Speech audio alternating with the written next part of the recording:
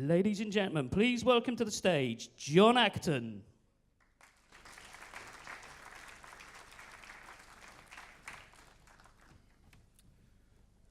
Good morning. So we're a little bit slightly thin on numbers at the moment. We're still waiting for one or two of the coaches to come through. It's classic sort of London traffic. But that's nice. So people will just keep filtering through and so on. But we're going to carry on because we have got quite a tight schedule. Okay. Yesterday evening's final panel was fantastic. And I was reflecting this morning about how to introduce today. And I remember Deliver One, which was in Luxembourg 2 years ago, or 3 years ago. And the stars of the show really were a drone demonstration and Starship and so on. I remember at the time thinking, you know, this is like a niche of a niche of a niche, really, at best, right? There's a lot of PR about it, but really, is it going to change the world? No, not at all. But I had a different feeling yesterday. To have a truck do 300 miles on a single charge, I think is phenomenal. And all three startups yesterday, I think, could actually be game-changing, transformational solutions going forward, which I think was really exciting. And hats off to getting those sort of stellar cast to participate, you know, over here when they're both from the West Coast. All three from the West Coast is quite amazing. Then after that, we went pitch side, and we had sort of barbecue, beer, banter, and of course the awesome hacker, which was great. It was a little bit chilly, but it was very entertaining and really good fun.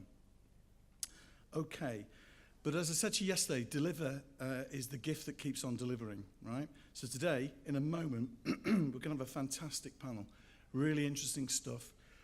We can get ourselves thinking around warehouse robotization, which isn't easy to say, and fulfillment automation. So that's exciting stuff. Then at 10 a.m., the workshops will start again in Shakespeare on the first floor.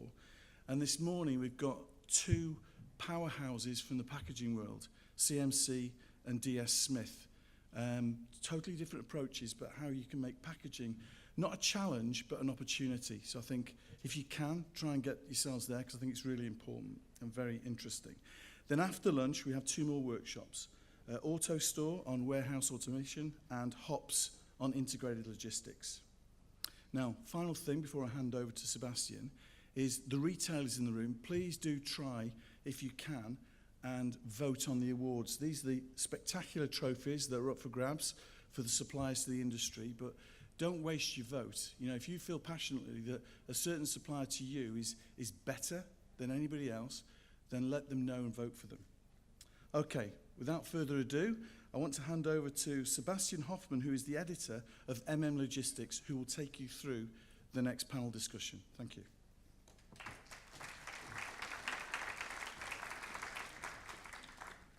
Thank you very much for that nice introduction, and also a warm welcome from my side. I hope you had a great day yesterday, met many interesting people, had great conversations, and of course many, many great and interesting workshops. I think today is just going to go on like that, and as he said, we're going to start with a panel about robotization in logistics in warehousing in particular. Now, normally when you think about robots, you think of all the science fiction movies, don't you? At least that's what I do. All the movies where robots were portrayed as dangerous, bloodthirsty machines trying to enslave humankind, or at least try to control every step we take or observe everything we do. Of course, in reality, things look a bit different. Nowadays, judging by my experience, robots are not nearly as bloodthirsty, and also they are not as highly developed as they are portrayed in movies. Much rather, they are the next big thing for society in general, but especially for logistics, and that's why we're going to talk about them today. Now, of course, I couldn't do it all by myself because I'm only the moderator, so without further ado, please let me welcome my three guests up here on stage and give them a huge round of applause.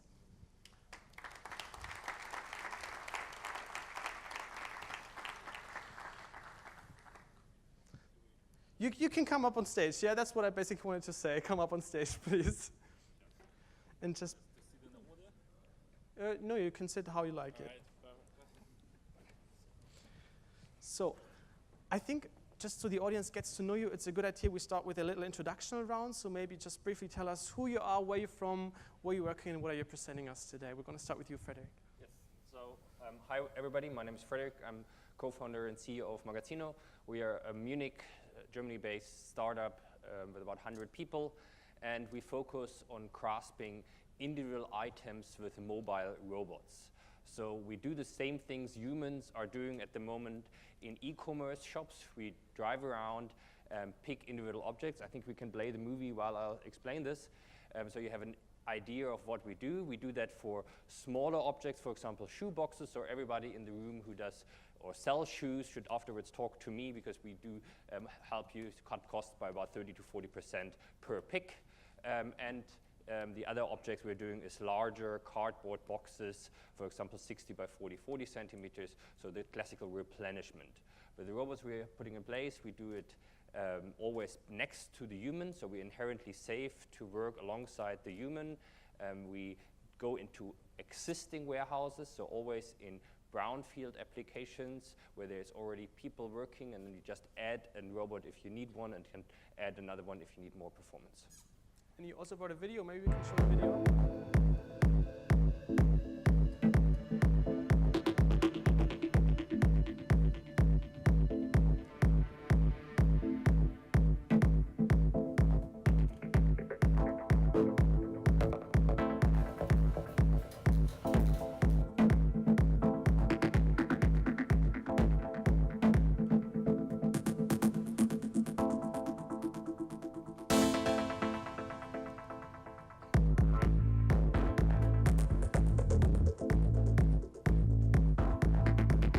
So that's basically your Toro in live action, right? Yes, exactly. So we are able to grasp single objects, even from a stack, and replacing them. We do the putting as well as the picking. So we cover the whole process of shoe boxes in a warehouse, up to 3 boxes on top of each other, and usually they're stored in a chaotic manner. And what's interesting is the whole market has a lack of humans, of workers in the warehouses. So this is the application where we then just send a robot in. He gets the same information as a human, so he looks for the shoe boxes he was supposed to pick up, is able to put them back if he needs to, and just does the entire job. But as we believe that robots are still not there yet to pick all items, we focused on the one where we have a positive business case from day one. As I said, we cut down cost per pick by 30 to 40%. And we're going to talk more about that later. Now, next is Jaro. Please introduce yourself to the audience. Hello, everybody. My name is Jaro Tenza. I'm one of the co-founders of Right-Hand Robotics. We are in business of enabling robots to manipulate everyday objects. And while we do that, we basically fulfill orders, and that's the mission of our systems. We are based in Boston, US, and it's really nice to be in Europe. And maybe we can play a video just to show how it all looks in action.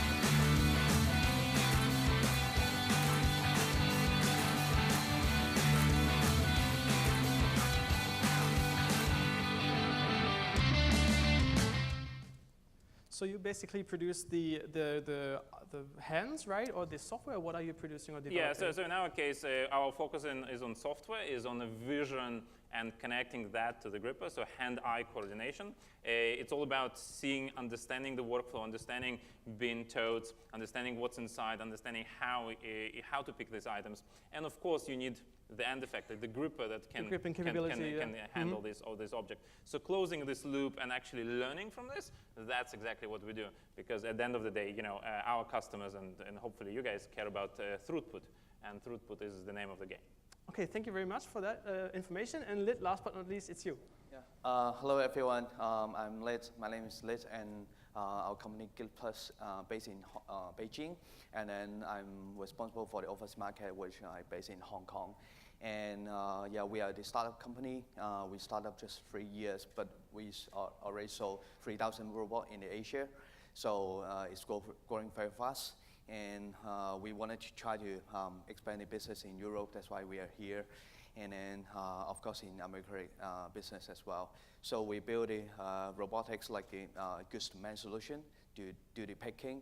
And also we do have some sorting system and also some like a moving system moving around in the manufacturing. And then we are developing some new product will be launched in this year, July, and it's a AGV forklift. We wanted to change the market in the logistics, so that we wanted to put a very cheap and low price in the market. I believe the price for the AGV will be in half price compared with the existing model. So we wanted to make change because everyone is talking about there's no labor in the warehouse and there's high cost. And then we wanted to implement all the robot within 2 years to get a return.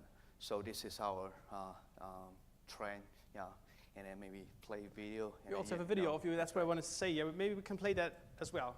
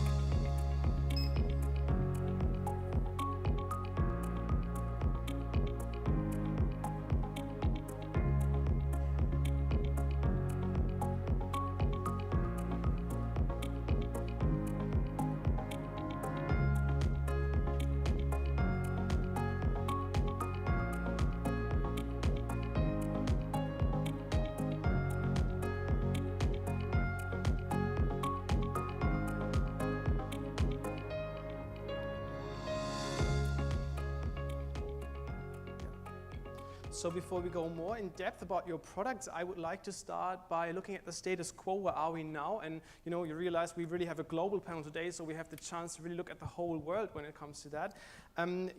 Frederick, studies say that 80% of warehouses today in Europe are still manually operated.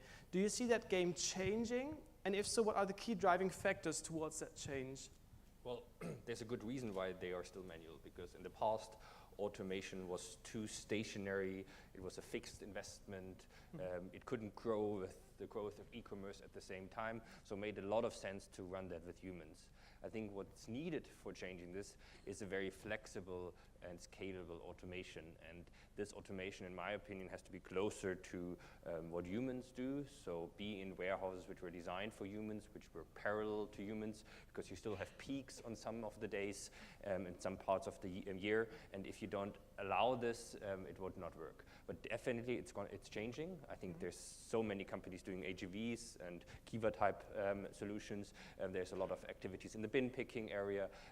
So I think there will be a massive change within the next years. And it's not a winner takes it all market, so definitely. And do you think maybe the labor deficit is also a key driving factor for that? Definitely. And we, for example, always thought, okay, we're going to be in the high labor, high wage countries first, and now we have some customers from Eastern European countries where I thought, okay, we would be there only in a few years, but already they have such a shortage of labor to some extent, and such a growth of wages per year that they really think of automation, and they just, somebody said recently they stepped from logistics 1.0 to logistics 4.0 right away. Right, yeah, without any intermediate steps, right? And Yaro, how is it in the United States? Is it like that too, or is it different? Yeah, somewhat? it's actually fascinating. When we started the company 3 years ago, we were like talking to industry, and the industry like, hey guys, you're starting in the wrong. You should start in Europe because Europe is much more automated. There's a little bit bigger challenges, and so we said, okay, let's see what happens in US. And the US is actually we're getting a lot of traction and interest. And I think the difference between Europe and US is it's on slightly. How the warehouses are positioned. So, for example, in US, most of the warehouses are positioned where the land is cheap. It's very, very close to highways, and so you have area which is just full of warehouses. The infrastructure, yeah. And then there are no any cities or anything around it, right? So the challenge of finding the labor is real, especially during peak times. Most of the employees, whoever is offering them more money, they go there. So we have examples of a customer who they went to interview 4,000 people to give an offer to 2,000 people, so 1,000 people show up to work. Right. So if you think about that scale of a challenge, then they're obviously very excited to talk to us. And then in parallel, seeing all this traction in Europe and all the excitement, and I agree with you. It's it's all about flexibility of automation, yes, scalability. We're really excited about the growth of e-commerce because it actually puts a lot of pressure on people to innovate and adopt this technology. And to really get the global picture, is it like that in Asia too? Are more and more people, missing workers for their factories and for their? Yeah, I think it's same as I agree with you. Everyone is looking for the flexible solution, and we can deploy the automation system within 3 months in Asia. So it's probably very quick to do the installation instead of you pay the rental and there's nothing to do in the warehouse, right? And also, I think in terms of the ROI that I mentioned before, and everyone is looking for the automation. So that's why we also having some new business model in China right now. We call this RAAS, Robot as a Service, so that the customer don't need to pay any initial payment for the robot, for the system. We pay everything for them, and we only charge them by pick or by order. So we believe that this is the trend in the next few years, and then everyone or every customer to share the robot together. And on that time, maybe you're the peak season, I share the robot for you, make a rental, or you share the robot to another hub, etc. So as you say, everybody's looking for automation in the warehousing, but still, does it make sense for everyone to put robots in the warehouses, or should you differentiate between maybe company size, when it comes to company size, industry you're in, or products that you produce? Frederick, what do you think? Well, definitely there are some areas when it's getting, for example, very complicated with objects, or you have foiled T-shirts and caps and different items in one mixed cardboard box. This is still a very difficult task to pick. Because of gripping, because you can really and grip at the end of the day, it's maybe works from a technology point of view, but it's just still not fast and reliable enough so that there's a business case. So as a technology provider, I think you have to focus on, okay, where do you really bring value to your customers from day one, and where is it working today? And that's why we decided to go for cuboid objects like shoe boxes, where you have a very wide range of SKUs. When you would talk about the same iPhone picking from a pallet, a human is still extremely fast doing this. But if you walk through a big warehouse where you have a lot of different SKUs, the human is considerably slow, and then the robot has a potential.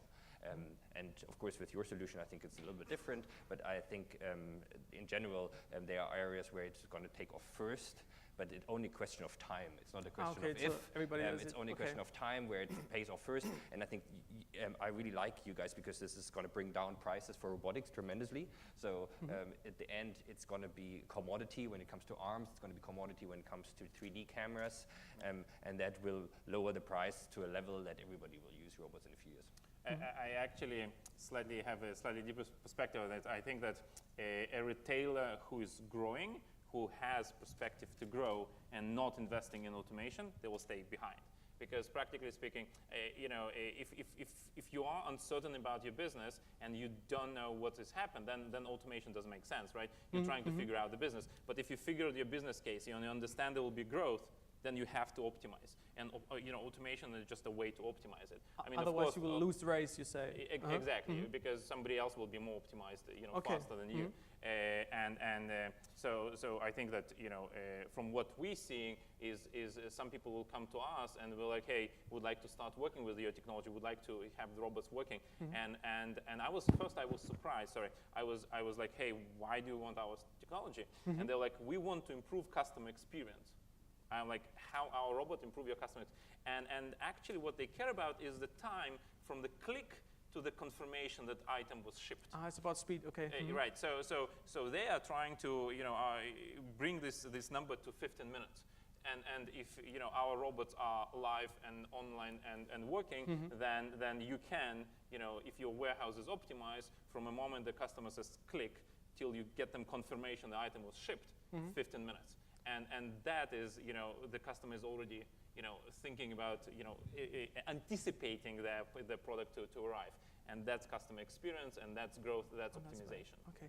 Now, yeah, you can add something. Maybe let me add 2 points. So one is, I do agree with the customer experience. We have Zalando as one of our investors, and they invested into us not only because we can cut down their cost per pick, but because in Germany you're not allowed to pick on Sundays. And so if you want to do early morning delivery on a Monday, you have an extreme impact. So you can increase customer satisfaction with a high level of service because of robots, because you can do fast delivery. But I think with the integration, with the scaling thing, I think in a few years' time, and the vision could be that robots will work to some extent, and when you talk about mobile picking robots, will work to some extent like human labor. So somebody handing out human labor to you on a contract basis today, in the future he might give you 50 humans and 50 robots, and you don't even care what you get, but there's service provided differently, and then the integration should be so fast and so easy. There's a connection to warehouse management system, there is some integration efforts, but at the end, the idea could be that you just push robots in as you would push humans in at the moment, and you can cover your growth especially. Now, let's say I'm a retailer and I identified the need to robotize my warehouse, or I identified the need that I have to automate my warehouse. You all have 3 different specialties of robotization. Yours is the AGV, right? Yeah. Maybe you could tell us more about the USP of AGV in your perspective, or from your perspective. I think generally for all kind of automation solution, let's think about for the customer perspective. If you spend a lot of labor to do this process, even though picking, even though packaging, let's think about the automation. If you only have some people like 3 people, 5 people to do the picking, so just leave it, right? If you have like 30 people to do the picking, okay, let's think about even any kind of automation, so that you will at least, I think, reduce the 60% of the labor cost, and then you can get a very great ROI. Yeah, this is the normal trend for the automation, because some of customer ask us, okay, I wanted to do automation, okay, and then I ask the question, how many people to do the picking in your warehouse? Okay, 5. Okay, just leave it. Just okay, leave it. Okay. Yeah, only 5 people. It doesn't make sense to make a huge investment to reduce some labor, right? But if you have maybe 30 or 40 people to do picking or packing, yeah, it makes sense to make some automation to help you optimize your warehouse. Right? And maybe also to use an automated guided vehicle you produce, right? For yes, picking and moving, et cetera. Yes, right. You talked about return on investment. What would you say, can you generally say like 2 to 3 years is a good ROI, or should you just look at the individual case every time? Yeah, for our investor or from our board meeting, we always have some mission, because we believe the salary will increase by year in the world, right? And then we wanted to cost down all the robot year by year, so that the gap between the salary and also the robot will be bigger, and then you will get the ROI will be shorter. We believe after 3 years, maybe you can get the robot system within 1 year to get a return.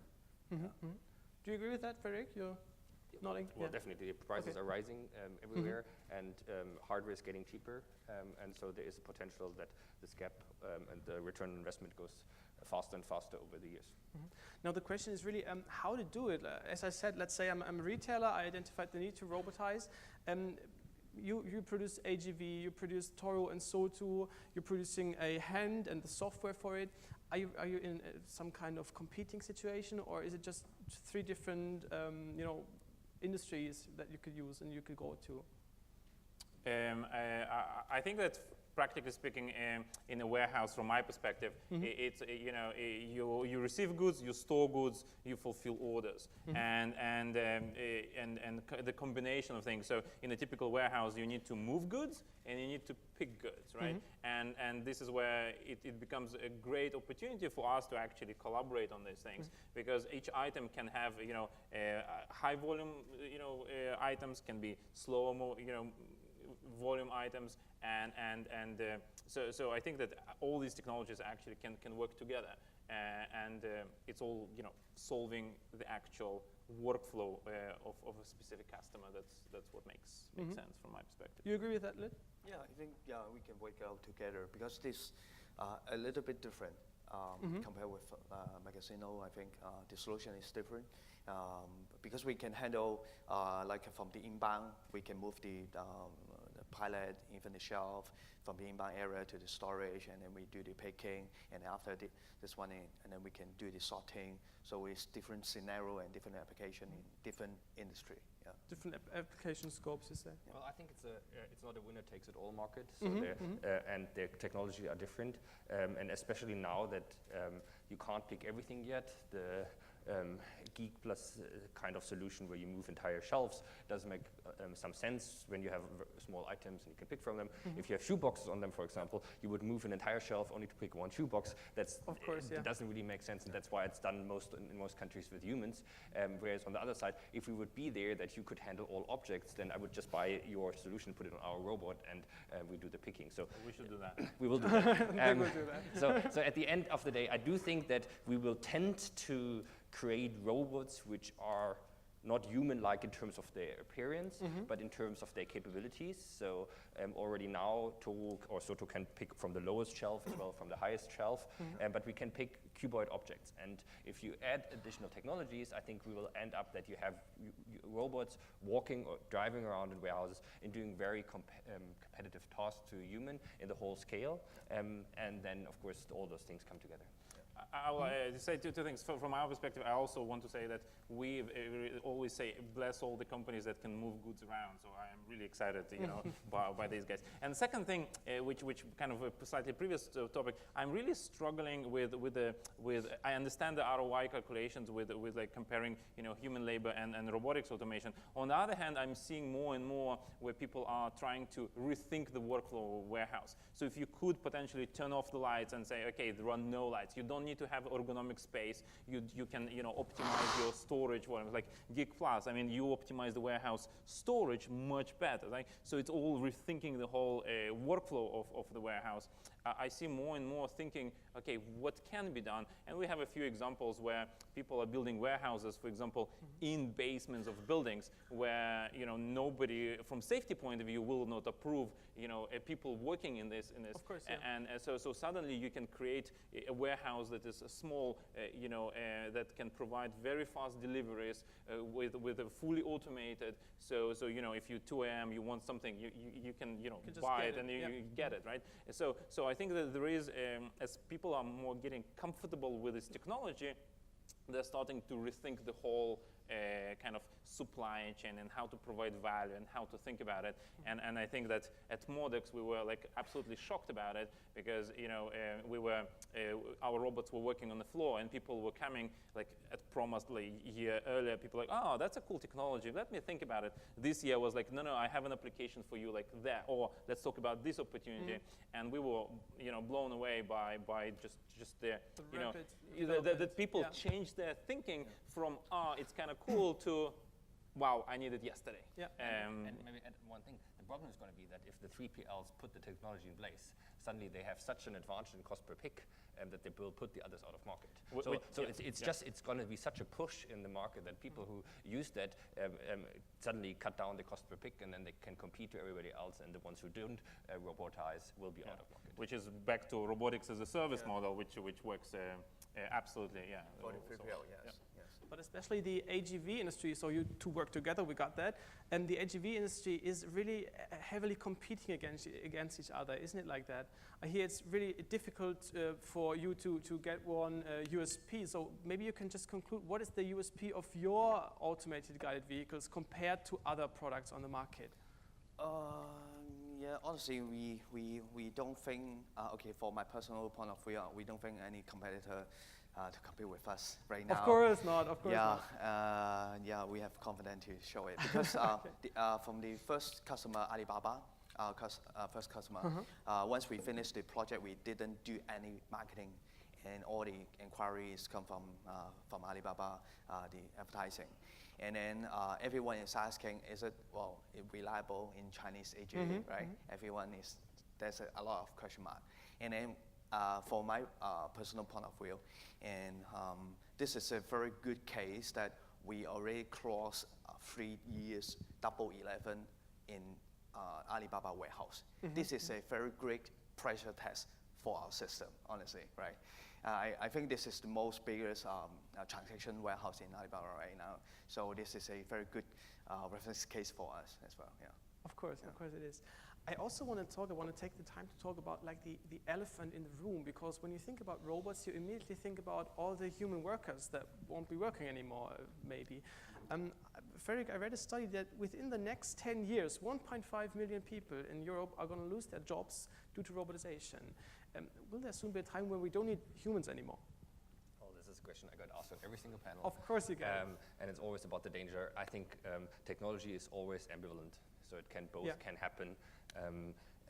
In the past, washing machines didn't put people out of place, and people are happy that there were washing machines.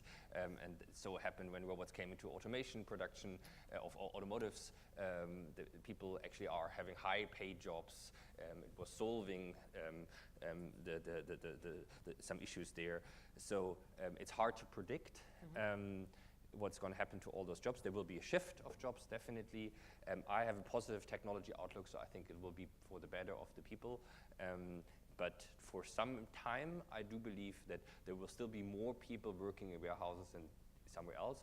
For example, my brother is a doctor, he's a radiologist, so he looks at pictures the whole day and decides what kind of cancer people have. This is a job a robot or computer can do so much better than hand-eye coordination. You're really good, but it's still difficult to do some of those tasks we're doing here, like opening a bottle.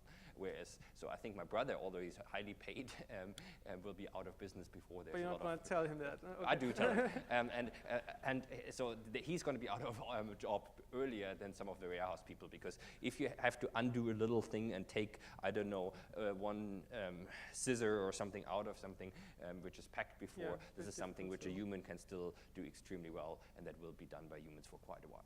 Is that your... Yeah, I absolutely agree. In fact, we are hiring, and if you know good people, we're struggling to find good people in engineering. So yeah, and what I'm trying to emphasize is of course, people, there will be a shift in the industry, in the labor market, and to some extent, why would you want your family or your kids working in a warehouse doing this all day long, because everything else is optimized. These guys optimize the warehouse such that everything else is doing this, right? So you don't really want to, people to do this. And I think that a great example that I personally, I like the washing machine example, is a tractor. So invention of a tractor pushed all the people working in the fields to move to the cities. Yeah. But then if you think of the industry, like you have, somebody needs to manufacture the tractors, somebody needs to sell them, somebody needs to support them, somebody needs to, integrate technologies around them. So the whole industry shifted to a different perspective. I think there will be additional shift, taking some labor out of the fulfillment, and we as a society should be mindful about it and thinking how to invest in education such that we as a technologist companies will not struggle to find these smart people to be part of our teams. You got the labor deficit that you mentioned, because more and more people don't want to do this job. It's very hard. It's physically really hard. You don't earn that much, right? Yeah. And that's also, it's not estimated very high and very, very good paying. Also, I want to add a quote from Elon Musk. He tweeted again last week. excessive automation at Tesla was my fault. Humans are underrated. Do you think this is maybe also a problem, that humans are underrated and robots are overrated at the moment? Lid, from your perspective? I don't think it's a robot override human. Yeah, as we said, I think for the technical guys, we need to do some more education for all the peoples. Yeah, that's why a lot of people know how it works, how the software it works, and then we can for the labor perspective, and there's no people working in warehouse anymore. But I think the warehouse guy will be working in a more technical technology company to manage the warehouse, how to optimize the warehouse instead. Yeah. Mm-hmm. So Freddie, you would, like we got somebody came to us and said, okay, I have this problem, I have this bin and a lot of goods in there, and can you, before we ship it, tell us what's in there? And he sent us pictures, and there was basically, it was full of stuff, and there was stuff on the top, and he wanted to know what's underneath. This is impossible, right? But people expect weird things that robots could do, which humans can't. And so this is an example where I think that it is overrated to a large extent. Especially people believe that suddenly you can pick everything and that robots are very flexible, etc. I think there's still the capabilities of the human. There's even the paradox of Moravec. I don't know if you know this. This is like what a human is good in doing, for example, understanding speech or hand-eye coordination. Robots are still pretty bad, whereas where humans are bad, complicated calculations, fast trading at the stock market or something, computers are pretty good already. So this paradox that what robots are good at, humans are bad, and vice versa, that was what Moravec wrote about. And I think this describes pretty well that what a 3-year-old kid can do with a red object out of wood and placing it somewhere, this is still sometimes pretty difficult for robots. Let me disagree with you and say, right. So no, I think that hand-eye coordination was a very difficult task, and I agree with you that putting a cap on a bottle, it's if you have different bottles and different cups, and you need to figure it out, that's difficult. But if you have the same bottle, same cup, that's straightforward. I really like that you're quoting Elon, but to some extent he took automation into a very fast-paced environment, i.e. manufacturing Tesla cars, that he wants to be very perfectionally done, and the robots are good and repetitive task, but then if quality assurance sometimes is challenging, especially when the product is evolving. I think in supply chain logistics, to some extent, if you can provide the automation that is flexible enough, then you don't have this challenge. I do think that your automation getting into supply chain has slightly different challenges of adoption than a Tesla factory. And a Tesla factory, if you've been to one, it's just a masterpiece. So I'm not surprised they were a bit too ambitious and had to recalibrate their expectation. I think this may be a good time to also talk about the misconceptions that there are in the industry concerning robotization. Lid, maybe you could tell us what are the common mistakes that you see being made when it comes to robotization of warehousing? Or don't you see any mistakes? That's perfect. Okay, I don't think any mistakes anymore in our reference cases from our customer. Maybe they just put a very big item, put it in the shelf, and then this overhanging of the shelf, and some kind of mistake. Yeah. What about you, Frederick? You look kind of like you had something in mind. No, I was thinking. Okay. I think maybe a different view on that. What I'm interested is whenever I go to a warehouse, they think they have the best running warehouse ever. Yes.